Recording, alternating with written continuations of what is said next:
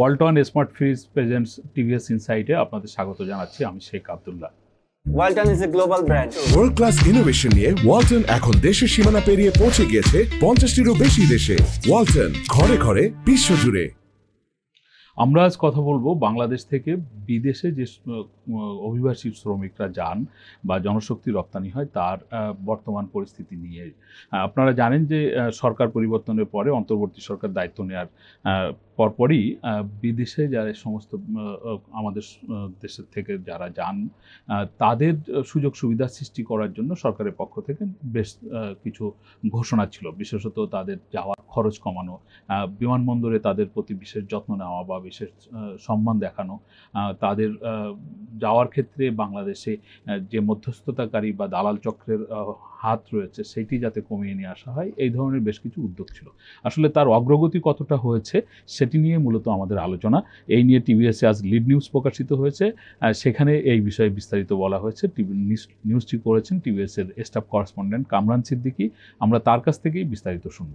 কামরান, আপনাকে স্বাগত জানাচ্ছি। আপনার যে স্টোরি, আপনি বলছেন যে সরকার পরিবর্তনের পরে বাংলাদেশ থেকে জনশক্তি রপ্তানিতে খরচ কমিয়ে নিয়ে আসা বা যে সমস্ত ব্যক্তি বিদেশে যান অথবা বিদেশেতে অনেকদিন থাকার পরে ফিরে আসে তাদেরকে বিমানবন্দরে যাতে সুন্দর সেবা দেওয়া হয়। আমরা অনেক সময় যে অভিযোগ শুনি বিমানবন্দরে তারা যথাযথ সেবা পান না অথবা অনেক সময় হয়রানির শিকার হন, তাদের মালপত্র হারিয়ে যায়, এগুলো যাতে না ঘটে, এই সব বিষয়ে নানান ধরনের উদ্যোগের কথা ছিল।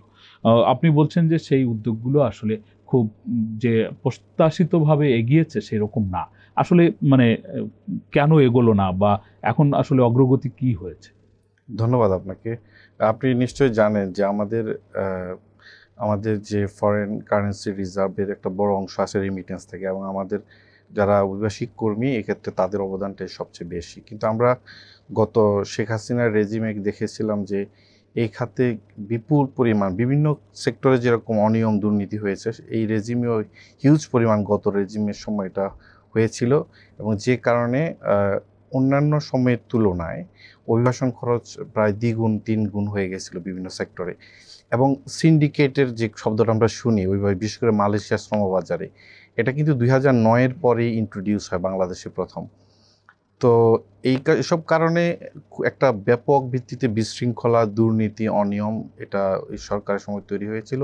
স্বাভাবিকভাবেই যখন নতুন সরকার দায়িত্ব নেয়, মানুষের কাছে বিপুল প্রত্যাশা ছিল যে সিন্ডিকেট মুক্ত হবে, অভিবাসন খরচ কমে যাবে, দালাল মুক্ত হবে।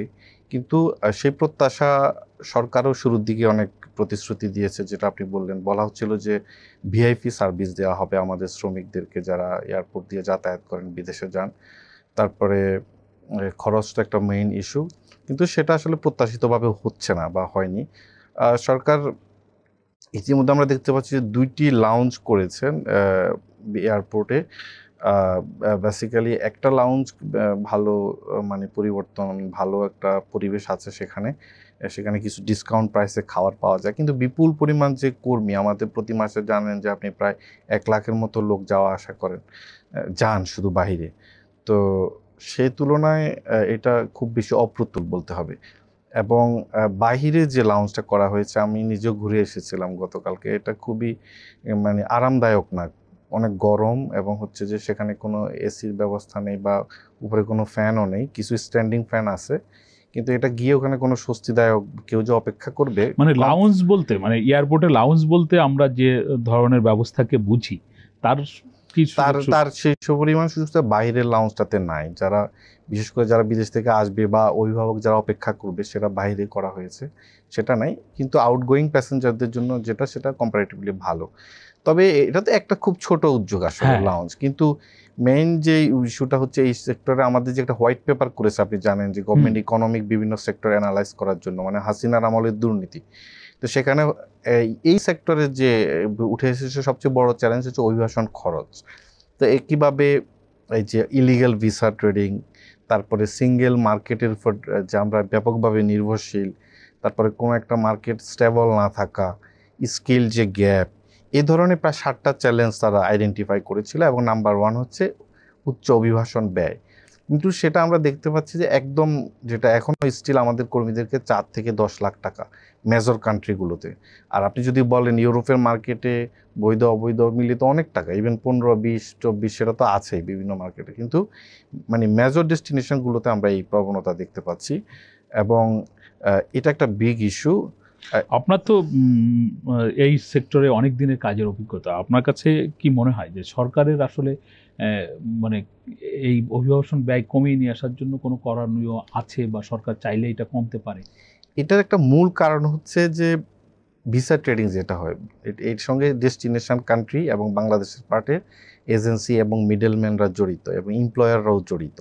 অবশ্যই সরকারের এখানে করণীয় আছে এবং এখানে প্রফেসর ইউনূসেরই বরং বেশি করার মতো ক্যাপাসিটি আছে বলে অভিবাসন বিশেষজ্ঞরা মনে করেছেন যে ওনার যে বিদেশের সাথে যোগাযোগ, বা সেখানে যদি আমরা ডেস্টিনেশন পর্যায়ে যদি আমাদের মাত্র 2টা দেশের সাথে ইন্ডিভিজুয়াল চুক্তি আছে, শ্রম অভিবাসন চুক্তি, আর সবার সাথে এমওইউ থাকলে আপনি জানেন যে জোরালোভাবে আপনি আপনার রাইটস, শ্রমিকদের রাইটস ইস্যুতে কথা বলতে পারেন না, বা তাদেরকে এমপ্লয়ারদেরকে আপনি বাধ্য করতে পারেন না কোনো একটা ইস্যুতে।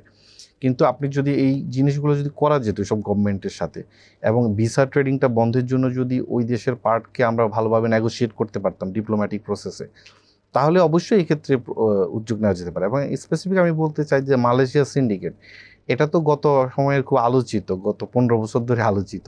এবার তো সবাই নিঃসন্দেহে আশা করেছে এটা আর এবার হবে না, কিন্তু এখন আমরা দেখতে পাচ্ছি যে আবার নতুন যারা পলিটিক্যালি এম্পাওয়ার হচ্ছেন তাদেরকে আশ্রয় করে নতুন করে সিন্ডিকেট হবে শোনা যাচ্ছে, এবং স্ট্রংলি শোনা যাচ্ছে এটা, যে আবার হয়তো এখন আওয়ামী লীগ নাই, তার যে রিপ্লেসমেন্ট যারা হয়েছেন ওইসব পার্টির যোগসাজশে এই মানে আপনি যদি লিমিটেড নাম্বার অফ এজেন্সিকে কাজ দেওয়া হবে, যার ফলে হচ্ছে যে আবার আগের মতো সেখানে করাপশন হবে, অনেক খরচ বেড়ে যাবে। এটা তো ইজিলি সরকার চাইলে মানে মালয়েশিয়ার সাথে একটা, যেহেতু মাহাতির মোহাম্মদ আনোয়ার ইব্রাহিম তো ওনার বন্ধু, সরাসরি আমাদের দেশে ভিজিটও করে গেছেন, তো এটা তো আমাদের সরকার চাইলে এটা সবাই আশা করে, কিন্তু আমরা জানি না আমাদের সরকার সচিব যদিও সরকারের কি কোনো উদ্যোগ নেই? সরকার আমাদের একটা মিটিং আছে সামনে, যে বাইলেটারাল ওই দেশের সাথে জয়েন্ট ওয়ার্কিং গ্রুপের মিটিংয়ে মানে আমরা ভালো কিছু এখন পর্যন্ত শুনতেছি না আসলে, যে স্ট্রংলি যে কতটা ফাইট দেওয়া হবে নট শিওর। এবং আরেকটা ইন্টারেস্টিং হচ্ছে যে আপনি জানেন যে বিগত সরকারের সময় অনেকগুলো শ্রমবাজার বন্ধ হয়ে গেছে, ইনক্লুডিং মালয়েশিয়া, ইউএই, তারপরে হচ্ছে যে ওমান এবং হচ্ছে যে বাহরাইন 2016 সালে বন্ধ হয়ে গেছে। এগুলোও কিন্তু খোলার যে আশা, সেটাও কিন্তু কিছু অগ্রগতি আমরা দেখতে পাচ্ছি না। এবং মূল কারণ ছিল এই যে প্রয়োজনের চেয়ে বেশি শ্রমিক পাঠানো, বাণিজ্য, তারপরে হচ্ছে যে এই যে ভিসা বাণিজ্য, এই সব মিলিয়ে হচ্ছে যে দুর্নীতি, অব্যবস্থাপনা। এখন যে একটা স্বস্তির জায়গা আশা করেছিল সবাই, এটা কিন্তু হচ্ছে না। তো এই যে ওভার ডিপেন্ডেন্সি, সৌদি আরবের উপরে ডিপেন্ডেন্সি, সৌদি যদি বন্ধ করে দেয় অন্য কান্ট্রিতে কিন্তু আপনার লোক যাচ্ছে না। এখন আপনি মাননীয় প্রধান উপদেষ্টার কথা বলছিলেন, আসলে আমরা কিন্তু শুরুর দিকে মানে সকল পর্যায় থেকে ওনার যে বৈশ্বিক পরিচিতি, সেটা থেকে সবার একটা প্রত্যাশা তৈরি হয়েছিল যে আপনি শ্রমবাজার যেগুলো বন্ধ সেগুলো খুলবে, অথবা নতুন বাজারও তৈরি হবে। কিন্তু উনি ইতিমধ্যে বেশ কিছু দেশ ভ্রমণও করেছেন বা বৈশ্বিক বিভিন্ন সম্মেলনেও অংশ নিয়েছেন। সেই সব জায়গায় কি এইসব বিষয়ে উনি কোনো আলোচনা করেছেন, বা ইতিমধ্যে আমাদের পররাষ্ট্র মন্ত্রণালয় থেকে কি কোনো দেশে কোনো রকমের যোগাযোগ করা হচ্ছে? আপনার কাছে এই বিষয়ে কি কোনো আপডেট, কোনো খবর আছে কিনা? আমরা যে যখন বিভিন্ন দেশের মানে যখন সরকারি যে রিলিজগুলো পাই, আমরা যখন একটা মিটিংয়ের পরে বিভিন্ন দেশে দেখি যেখানে মানে লেবার ইনসেন্টিভ কান্ট্রিগুলো থেকে এ ধরনের আলোচনা হয় যে বাংলাদেশ থেকে শ্রমিক নেন বেশি, অনেকটা ফর্মাল টক মনে হয়, মানে মনে হয়েছে আর কি আমাদেরকে। কিন্তু মানে খুব নতুন করে আশান্বিত হওয়ার মতো খবর যে অমুক দেশ এত লোক নেবে, ওই দেশটা খুলে গেছে বা এতদিনের মধ্যে খুলবে, বা সিন্ডিকেট হবে না, এই ধরনের কোনো মানে স্ট্রং কোনো মেসেজ এখন আমরা আসলে পাইনি। না, কিন্তু এই যে আপনি যে আশঙ্কা প্রকাশ করছেন যে মানে আওয়ামী লীগের পরিবর্তে যে সমস্ত রাজনৈতিক দলগুলো এখন মানে সিনিয়ে আসলো, অথবা আওয়ামী লীগের রিপ্লেসমেন্ট যাদের মাধ্যমে হলো, তাদের দ্বারা আর একটা সিন্ডিকেট হতে পারে, এই আশঙ্কা আপনার মানে সরকারের কাছেও তো নিশ্চয়ই এই আশঙ্কার কথা থাকতে পারে, বা আপনারা লিখছেন, সেই প্রেক্ষিতে সরকার কোনো উদ্যোগ নিচ্ছে না? আমি স্পেসিফিক আমরা যখন সরকারের দায়িত্বশীল পর্যায়ে যখন প্রশ্ন করেছি, এটা তারা বলেছে যে এটা তারা অনেকটা দেশ, গন্তব্য দেশের উপর ছেড়ে দেয়। ধরেন আমি একটা উদাহরণ দিয়ে শেষ করতে চাই, তো মালয়েশিয়ার সাথে যে সমস্যাটা, একটা এমওইউ যেটা হয় সেখানে তারা বলেছে যে এটা ওই দেশ চয়েস করবে কয়টা এজেন্সি পাঠাবে বাংলাদেশ থেকে, তো এই যে এমওইউ সংশোধন করার এখানে দরকার আছে যদি, এবং সেটার জন্য মালয়েশিয়ার সাথে ফাইট দেওয়ার দরকার আছে। কিন্তু ওই যারা চক্র, এটা তো অনেক বড় শক্তিশালী, তারা ওই দেশেও করাপশনের সঙ্গে জড়িত, ওই দেশের পলিসি মেকারদেরকে অনেক সময় ম্যানেজ করে ফেলে। তো সেজন্য সরকার সবসময় ওই দেশের উপর দায় চাপিয়ে অনেকটা, যেটা গত সরকারও করেছে, এখনও তাই সেমটা দেখতে পাচ্ছি যে এখানে আমাদের লোকাল প্রবলেমটাকে তারা শুধু ওই দেশের উপর দায় চাপিয়ে একটা বেঁচে যাওয়ার একটা প্রবণতা দেখা যাচ্ছে। কিন্তু ফাইনালি আমরা তারপর আশা করি যে সরকার অবশ্যই সিন্ডিকেটের হাতে ছেড়ে দিবে না বাজার।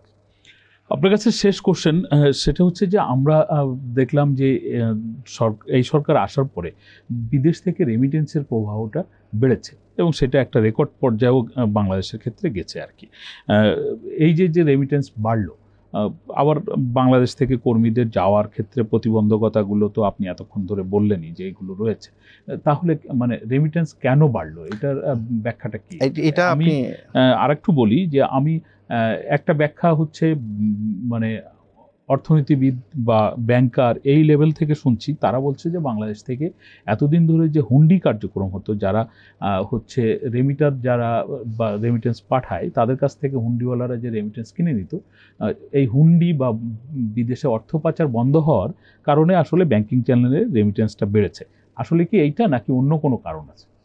আমাদের যে হোয়াইট পেপার যেটা হয়েছিল সেখানে এই 7টা চ্যালেঞ্জের মধ্যে একটা এটাই বলা ছিল যে ইনফর্মাল চ্যানেলে যে লেনদেন এবং সবচেয়ে বড় কথা ব্যাংকিং খাতের উপর আস্থা কমে যাওয়া গত আমলের যেটা। তো এখানে অভিবাসন বিশেষজ্ঞরা বলছেন যে আসলে ব্যাংকে লেনদেন করার ব্যাপারে এক ধরনের আস্থা ফিরে আসতেছে।